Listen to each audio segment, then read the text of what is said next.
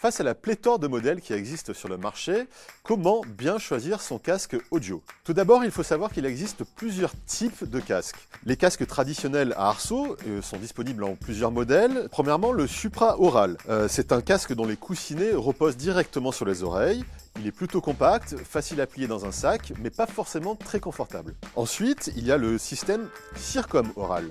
C'est-à-dire que là, le coussinet repose directement sur la boîte crânienne, il entoure l'oreille, et il est beaucoup plus confortable, mais évidemment prend un peu plus de place. C'est aussi celui qui isole le mieux des sons extérieurs. Les écouteurs aussi peuvent très bien isoler des sons extérieurs.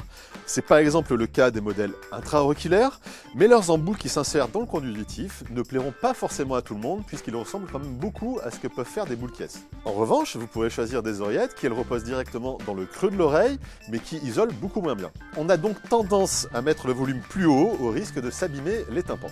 Ces trois types d'écouteurs existent avec ou sans fil, même si les modèles filaires se font de plus en plus rares, la faute évidemment aux smartphones qui voient leur prise jack disparaître au fur et à mesure des générations. Paroxysme du genre, les écouteurs True Wireless, ou vraiment sans fil.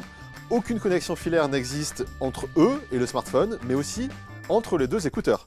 C'est le secteur le plus dynamique du moment, tous les constructeurs veulent leur part du gâteau. Évidemment, les écouteurs True Wireless nécessitent d'être chargés, à la différence des modèles filaires. C'est donc une contrainte d'utilisation supplémentaire, puisque dès qu'on n'a plus de batterie, les écouteurs deviennent inutilisables. Autre option qui est de plus en plus proposée par les constructeurs, la réduction de bruit active. En plus de l'isolation due aux mousses du casque ou aux embouts des écouteurs, certains modèles sont équipés de micros, ils captent donc les sons extérieurs et génèrent un signal en opposition de phase pour annuler justement le bruit environnant.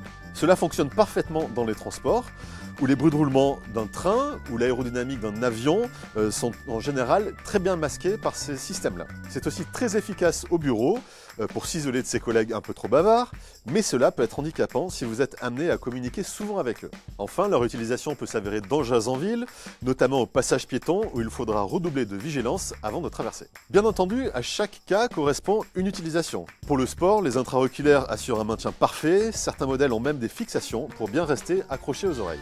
Dans les transports, un casque circum-auriculaire à réduction de bruit fera certainement votre bonheur pour gommer absolument tous les bruits de fond. Pour le reste de vos déplacements, un supra-auriculaire, donc plus compact, pourra être rangé plus facilement dans un sac. Maintenant, à vous de faire le bon choix.